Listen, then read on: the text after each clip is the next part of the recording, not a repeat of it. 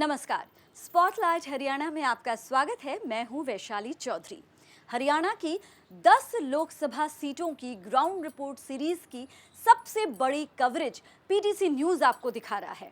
आपको यकीनन ये पिछले जो 9 लोकसभा सीटों की जो विस्तृत कवरेज है आपको पसंद आया होगा और इस बार हम आपको लेकर आए हैं भिवानी संसदीय क्षेत्र के मुद्दों के बारे में आपको बताने। तो इससे पहले कि भिवानी संसदीय क्षेत्र की जनता के मुद्दे क्या हैं उस पर नजर डालें, पहले एक नजर डालते हैं इस संसदीय क्षेत्र के प्रोफाइल पर, यानी अब तक के इस संसदीय क्षेत्र के इतिहास पर।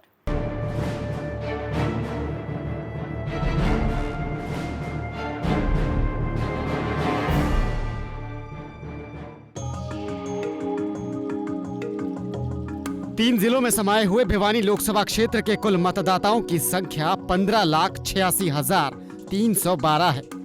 इनमें भिवानी जिले के 3, लोहारू, तोशाम और भिवानी, चरखी दादरी के 2, बाठड़ा और दादरी और जिला महेंद्रगढ़ के 4, नांगल चौधरी, नारनौल, अटीली और महेंद्रगढ़ शामिल हैं। मोटे तौर पर ध्रुवीकरण की दिशा के 2 बेल्ट हैं। एक बेल्ट में भिवानी, दादरी के 5 विधानसभा और दूसरे में महेंद्रगढ़ के 4 हलके शामिल हैं। इनमें अहिरवाल के 4 विधानसभा क्षेत्रों में 6,43,033 और भिवानी दादरी बेल्ट में 9,43,009 मतदाता हैं। सबसे ज्यादा भिवानी विधानसभा क्षेत्र में 1,87,640 और सबसे कम नारनौल हलके में 1,37,441 मतदाता हैं। पिछली बार 2014 के चुनाव में अहिरवाल के चारों हलकों से धर्मवीर सिंह ने श्रुति चौधरी पर 2,80,874 मतों से बढ़त हासिल की थी। इस बार स्थिति कुछ बदली दिखाई दे रही है। जेजेपी की स्वाति यादव और इनेलो के बलवान सिंह यादव यहां वोटों में काफी सेंध लगा सकते हैं। जातीय रणनीति के तहत जेजेपी इनेलो ने अहिरवाल से प्रत्याशी मैदान में उतारे हैं। इन दोनों दलों के रणनीतिकारों का मानना है कि भिवानी दादरी के जाट बाहुल्य क्षेत्रों में उन्हें उनके परंपरागत प्रभाव के मत जरूर मिलेंगे। वहीं अहिरवाल के प्रत्याशियों का फायदा मुकाबले को और कड़ा कर सकता है। गौरतलब है कि लोकतंत्र सुरक्षा पार्टी और बहुजन समाजवादी पार्टी के प्रत्याशी रमेश राव पायलट भी अहिरवाल से ही हैं। कुल मिलाकर ये तीनों उम्मीदवार अपने गृह क्षेत्रों में अगर कुछ हासिल करने में कामयाब होते हैं तो भाजपा को नई चुनौतियों से जूझना पड़ सकता है। भिवानी से कृष्ण सिंह और वैशाली चौधरी, पीटीसी न्यूज़।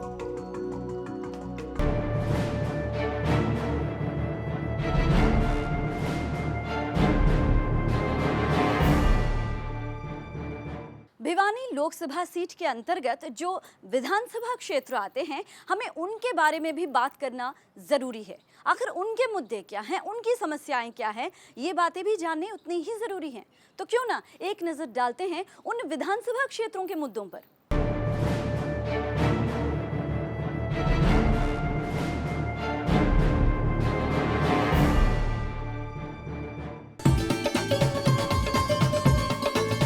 भिवानी दादरी जिले के सभी विधानसभा क्षेत्रों पर नजर डालें तो स्थिति यहां कुछ अलग नजर आती है।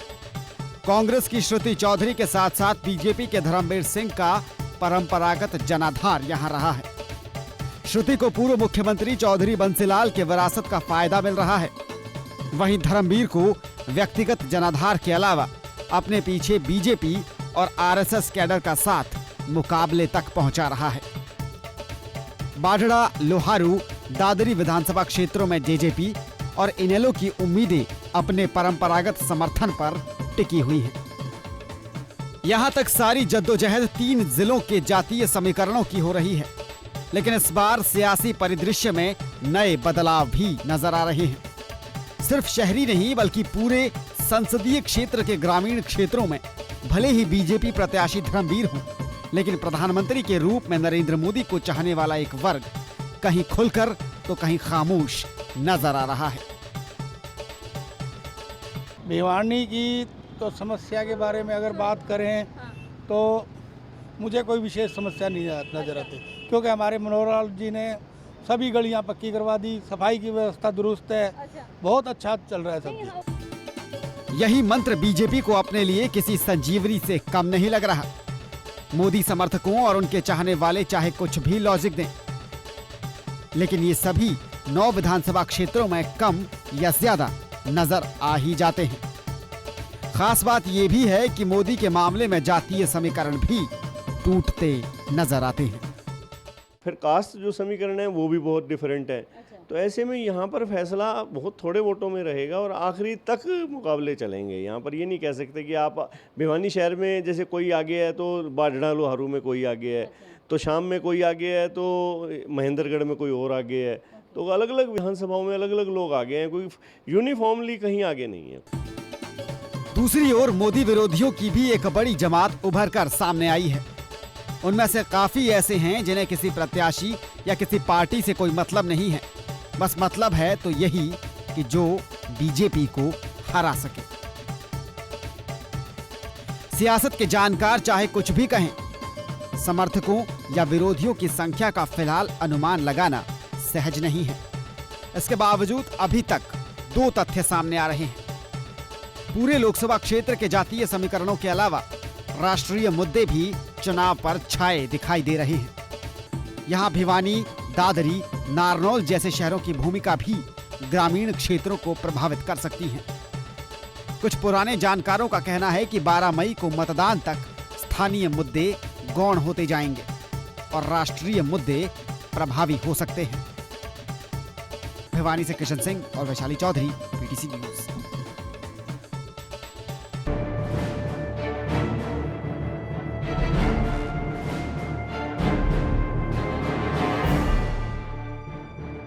अब हम बात करेंगे सांसद की रिपोर्ट कार्ड का। यहाँ से जो सांसद हैं इस लोकसभा सीट से, सांसद धर्मवीर सिंह, उनका रिपोर्ट कार्ड यानी पिछले 5 साल का जो उनका कार्यकाल रहा, क्या उससे यहाँ की जनता खुश है या किसी बात को लेकर नाराजगी है? इन तमाम मुद्दों को हमने जानने की कोशिश की, हमने वहाँ के लोगों से बात की। आइए देखते हैं सांसद का रिपोर्ट कार्ड क्या कहता है।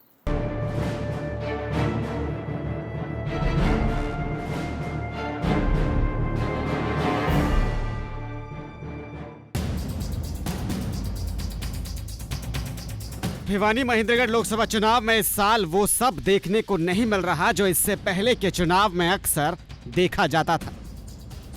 अगर बात सांसद धर्मवीर सिंह की करें तो आम वोटर उनसे नाराज नजर आ रहा है। दरअसल इसके पीछे वजह यह है कि सांसद महोदय ने एक बार कह दिया था कि वो अपने संसदीय क्षेत्र के लोगों की समस्याएं दूर कर पाने में असमर्थ हैं। इस बयान को लेकर आम लोगों में धारणा बन गई है कि अब सांसद जी कुछ नहीं कर पाएंगे। इस बयान को लेकर विपक्ष भी लोगों के बीच में जा जाकर इस बात को दोहरा रहा है। लेकिन धर्मवीर सिंह और उनके समर्थक अब की बार स्थानीय मुद्दों को छोड़ राष्ट्रवाद के नाम पर, मोदी के नाम पर वोट की अपील कर रहे हैं। इस बारे में जब लोगों से बात की गई तो प्रतिक्रिया मिली जुली सामने आई है। ज्यादातर लोगों का कहना है कि पिछले 5 सालों में धर्मवीर ने कोई भी विकास के काम भिवानी महेंद्रगढ़ क्षेत्र में नहीं किए हैं और ना ही संसद में इस क्षेत्र को लेकर सवाल उठाए हैं। गौरतलब है कि श्रुति चौधरी ने भिवानी को एनसीआर में शामिल करवाकर सड़कों का काम शुरू करवाया था। Medical college, Chaudhary Bansilal university और पानी का स्थायी समाधान कराने का श्रेय भी श्रुति चौधरी को जाता है। जबकि भिवानी से लोहारू तक रेलवे लाइन का आज तक सर्वे तक सांसद धर्मवीर सिंह नहीं करवा पाए, जो अरसे से यहां के लोगों की मांग रही है। ऐसे में सांसद का रिपोर्ट कार्ड अपने संसदीय क्षेत्र में बहुत अच्छा तो नहीं कहा जा सकता। भिवानी से किशन सिंह और Vaishali Chaudhary, PTC news.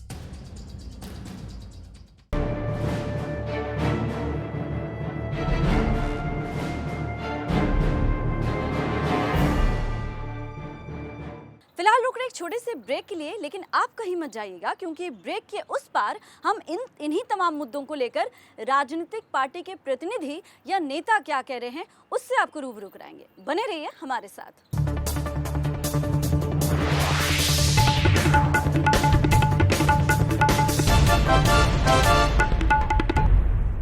Break के बाद आपका स्वागत है और हम बात कर रहे हैं भिवानी संसदीय क्षेत्र के बारे में।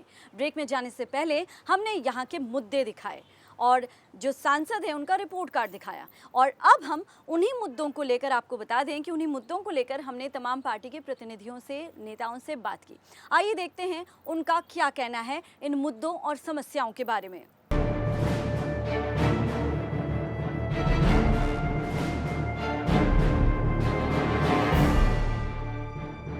किरण चौधरी जी, श्रुति चौधरी यहाँ से मैदान में हैं। सबसे पहले तो आप अपनी बेटी के लिए क्या कहना चाहेंगे, कितनी कॉन्फिडेंट हैं आप?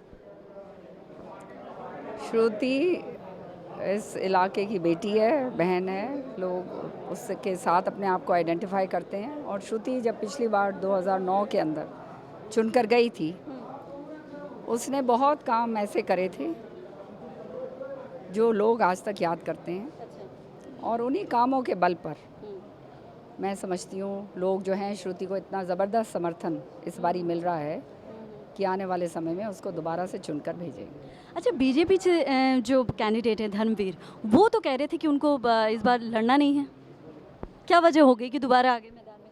अब ये तो आप उनसे ही पूछिए। नहीं, वो तो मैं आप बता देंगे। हाँ, मुझे तो देखिए मालूम नहीं हो, जब मेरे ख्याल में उन्होंने खुद ही कह दिया था कि मैं इस लायक नहीं हूँ, हाँ, बिल्कुल। और मैं कुछ करने लायक नहीं हूँ। जब उन्होंने खुद ही ये बात कही है तो फिर अब उसके ऊपर मैं आगे क्या कह सकती हूँ, आप बताइए।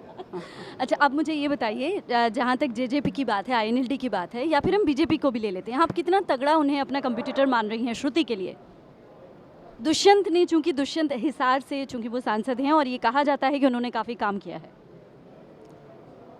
देखिए, सच्चाई ये है, भिवानी के अंदर लोग आइडेंटिफाई करते हैं हमारी फैमिली के साथ, और खाली फैमिली के साथ ही नहीं, क्योंकि हमने बहुत काम किया है।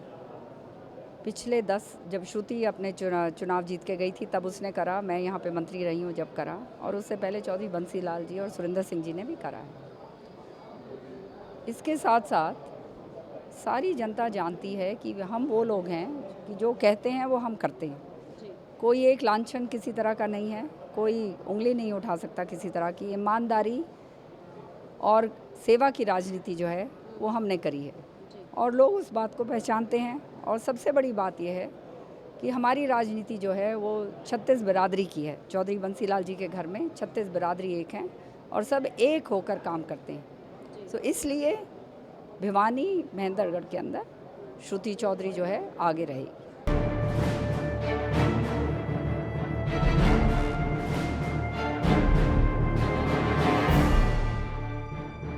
बलदेव सिंह जी, ये बताइए कि इनेलो को आप भिवानी संसदीय क्षेत्र की अगर बात करें तो कितनी मजबूती के साथ पाते हैं? हरियाणा प्रदेश के अंदर इंडियन नेशनल लोकदल पार्टी को जो कमज़ोर आख्या करते, आज से 2 महीने पहले, 3 महीने पहले लोग कहते थे पार्टी अस्तित्व खत्म हो गया। हरियाणा प्रदेश के अंदर 10 लोकसभा चुनाव लड़ रही है, चाहे यहाँ बलवान सिंह यादव की बात हो, चाहे हमारे वहाँ सुरेश सिंधु कोत की बात हो, जो क्योंकि बुआनी खिड़ा हिसार में लगता है और भिवानी महेंद्रगढ़ जो है ये डिस्ट्रिक्ट महेंद्रगढ़ के अंदर लगते हैं। हम आने वाले टाइम में, चाहे वो कुरुक्षेत्र की बात है, सरसा की बात है, चाहे वो हिसार फरीदाबाद की बात है, हम हरियाणा प्रदेश के अंदर 10 की 10 सीटों पर मुकाबला कांटे का करेंगे, चाहे वो बीजेपी के साथ हो और चाहे कांग्रेस के साथ हो। और मैं ये दावे के साथ कहता हूँ हमारी 4 और 5 सीट इंडियन नेशनल लोकदल की पार्टी जीतेगी। और यहाँ का जो अस्तित्व है भिवानी महेंद्रगढ़ का, जब रिजल्ट आएगा, जब आप स्वयं देख लेना, मेरे कहने की आवश्यकता नहीं। 4 विधानसभा महेंद्रगढ़ डिस्ट्रिक्ट में पड़ती है और 5 यहाँ पड़ती हैं भिवानी जिले के अंदर। हमने 2014 का जो चुनाव था 2,75,000 वोट लिए थे इंडियन नेशनल लोकदल का उम्मीदवार। फिर जींद में इतना खराब कैसे हो गया सर? देखो, हालात के मुताबिक जींद में हमारा जो था वोट जो था कुछ है उसमें कन्वर्ट हो गया जेजेपी में। और हमने किसी को तब्दील नहीं करवाया। लोगों ने कहा प्रचार अब बीजेपी को गिरवा दिया, नो, ऐसा कोई भी सिस्टम नहीं था। लोग बह गए थे। अब लोग में इस बात को लेकर चर्चा है आज समाज के अंदर।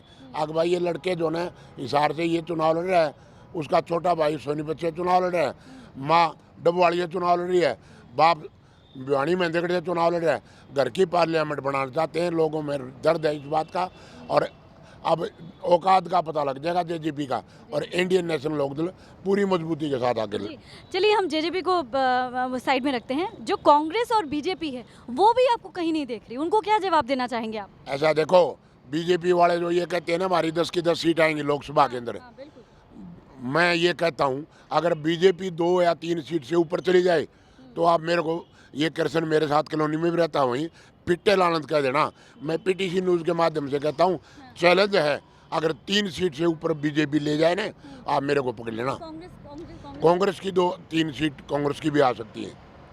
हमारी सीट जो है ना 3 सीट या 4 सीट इंडियन नेशनल लोकदल की होंगी, और हमारा मुकाबला बीजेपी, कहीं बीजेपी से है कहीं कांग्रेस से है।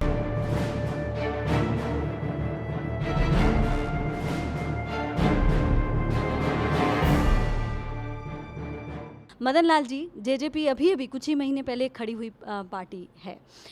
कितना कंपटीशन या कितनी चुनौती आप देख रहे हैं? कई बड़ी पार्टियां आपके सामने, बीजेपी है, कांग्रेस है, आईएनएलडी है, क्या देख रहे हैं? ऐसा जी, आप लोग जैसे कहते हैं नई पार्टी तो बनी है, लेकिन हमारे जो नेता है, हमारे जो वर्कर है ना, वो बहुत पुराने संघर्षशील है। और दुष्यंत चौटाला के नाम से पूरा इंडिया के अंदर, अजय सिंह के नाम से पूरी इंडिया में जाना जाता। नई पार्टी नहीं है हमारी, बहुत पुरानी पार्टी है। नहीं, पार्टी पुरानी है क्योंकि बहुत सारे ऐसे यहाँ पे कार्यकर्ता हैं जो आईएनएलडी से निकल कर आए हैं, ये भी चीज़ है। लेकिन कहीं ना कहीं जब पार्टी नहीं बनती है और जब जो लीडर है वो युवा है, तो जो अनुभवी जो वर्ग है उनको कहीं ना कहीं लगता है कि ये युवा है, अभी कितना न्याय कर पाएगा हमारे साथ। क्या ऐसा आपको लग रहा है, ऐसा कुछ है? ऐसा मुझे नहीं, पूरी दुनिया को लग रहा है, और इस युवा के ऊपर आज सारी दुनिया ने पूरा विश्वास कर रखा है। जो हमारे 10 MP टिकट दी थी हरियाणा के अंदर, ऐसे युवा को दिए जो पढ़े लिखे हुए।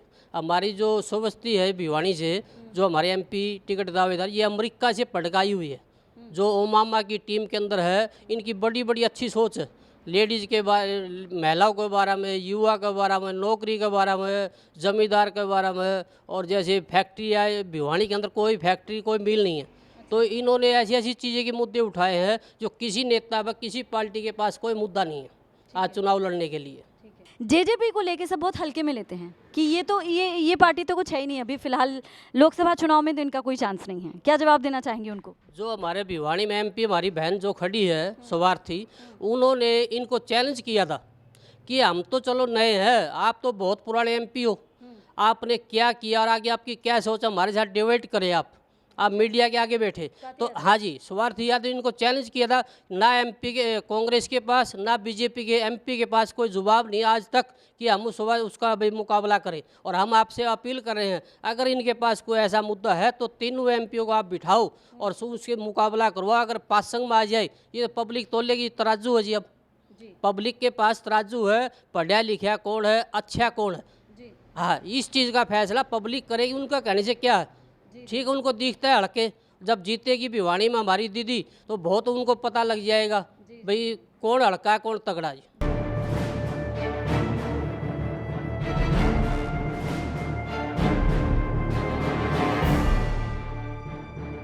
रण सिंह जी, ये बताइए, पहली बात तो ये है कि बीजेपी अपने आप को यहाँ पे कितनी मजबूती के साथ देख रही है इस लोकसभा सीट से? देखिए, भारतीय जनता पार्टी का केवल इस लोकसभा के ऊपर ही नहीं, पूरे हरियाणा के अंदर मैं जितनी मजबूती अब की बार भारतीय जनता पार्टी की पकड़ है, शायद ही कोई पार्टी कोई हमारे बराबर में आ ही नहीं रही। जैसे कि मैं गांव में भी गया हूं, धर्मवीर जी के साथ भी गया हूं। इस बार चुनाव राष्ट्रवाद का चुनाव है और हम लगभग भिवानी महेंद्रगढ़ से लगभग 2.5 लाख वोटों के अंतर से हम जीतेंगे। अगर हम धर्मवीर सिंह जी की बात करें तो उन्होंने कुछ समय पहले ही ये कहा था कि वो नहीं चुनाव लड़ेंगे क्योंकि वो काम नहीं करवा पा रहे। अब वो वापस फिर से प्रत्याशी बने हैं, तो क्या इसका विपरीत कुछ असर नहीं पड़ेगा आपको लगता है? मेरे को ऐसा नहीं लग रहा, क्योंकि लोग कमल के ऊपर वोट दे रहे हैं, ना कि धर्मवीर जी को। अब की बार मैं इसीलिए तो बता रहा हूँ कि राष्ट्र का चुनाव बना के यह चुनाव को लड़ा जा रहा है। हम सब मोदी को, नरेंद्र मोदी को और कमल के निशान को। चेहरा जो होता है वो बहुत महत्व रखता है। मैं इसीलिए बार बार धर्मवीर जी की बात कर रही हूँ, क्योंकि भले ही आप राष्ट्रवाद के मुद्दे पर या राष्ट्र के मुद्दे पर वोट करें, लेकिन जनता कहीं ना कहीं यहाँ से जो चेहरा है उसको ज़रूर देखेगी। इसका जवाब दीजिए। देखिए, भिवानी महेंद्रगढ़ लोकसभा के लोग सारे जागरूक हैं और अभी सभी को पता है जो सेंटर में सरकार आएगी वही हमारे स्टेट के अंदर, तो लोगों ने धर्मवीर अकेले को ना देखते हो, और धर्मवीर जी में भी कोई ऐसी कोई कमी नहीं है कि उन्होंने कोई काम नहीं किया हो, कोई विपरीत। फिर उन्होंने ऐसा बोला क्यों था? उनकी इच्छा ऐसे थी कि वो लोकसभा चुनाव लड़ने में ज़्यादा इंटरेस्टेड थे, क्योंकि उनको ये लग रहा था कि बहुत बड़ा क्षेत्र हो जाता है। वो अब भी ये बात खुद मान रहे हैं, लेकिन पार्टी ने उनके ऊपर जो भरोसा जता करके विश्वास जताया है, इसलिए उन्हीं को मजबूत दावेदार समझ करके उन्हीं को मैदान में उतारा है। अगर और भी किसी को देते तो भी वही 3 लाख वोटों के अंतराल से जीते हम। अब धर्मवीर जी भी लगभग 2.5 से 3 लाख के बीच में जीतने जा रहे हैं।